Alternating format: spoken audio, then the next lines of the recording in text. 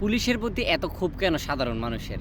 আপনি যদি একজন পুলিশ সদস্য হয়ে থাকেন তাহলে আপনি নিজেকে নিজে প্রশ্ন করুন কেন আপনার প্রতি এত মানুষের ক্ষোভ?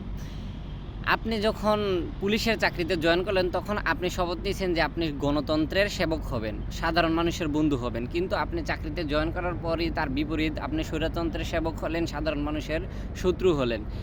আপনি এখন বলতেছেন যে আপনার উপর মহল থেকে আপনার উপরে প্রেশার ছিল সেজন্য আপনি এরকম করতে বাধ্য হইছেন। কথা হচ্ছে ভাই এখন আপনি উপরের মহলের প্রেশারের কথা বলতেছেন।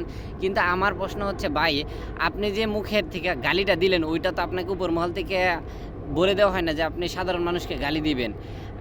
ওইটা তো আপনি পুলিশ সেজন্য দিয়েছেন নাকি? এখন আপনি যদি আপনার দায়িত্বটা পালন করতেন তাহলে আপনার উপরে একটা সাধারণ মানুষও হাত তোলার সাহস পেত না। উল্টো আপনার পক্ষে থাকতো। এখন আপনি ভয়কে জয় করে বলতেছেন যে আপনার উপর মহলের প্রেশার ছিল ভাই এতদিন কিসের ভয় ছিল? আপনি তো সাধারণ মানুষের সেবক। তাহলে আপনার কিসের ভয় থাকবে?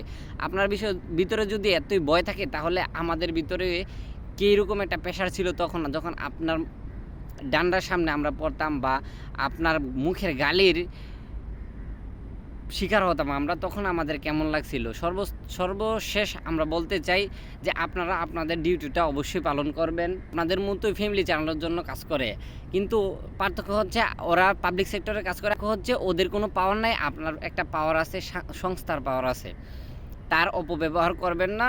সেজন্য আপনাদের কাছে আহ্বান জানাচ্ছি, যার যে দায়িত্ব ওই দায়িত্বটা পালন করুন। অবশ্যই মানুষ আপনাদেরকে ভালোবাসবে, যেমন করে যমুনা টিভিকে এখন মানুষ ভালোবাসে। হ্যাঁ, তা ঠিক যে অনেক পুলিশ সদস্য ভালো আছে, কিন্তু কয়জন? আপনি দেখেন যারাই ভালো আছে তারা কিন্তু সচরাচর মানুষের সাথে এই ব্যবহার করে না যা সচরাচর 90% পুলিশ সদস্য করে থাকে।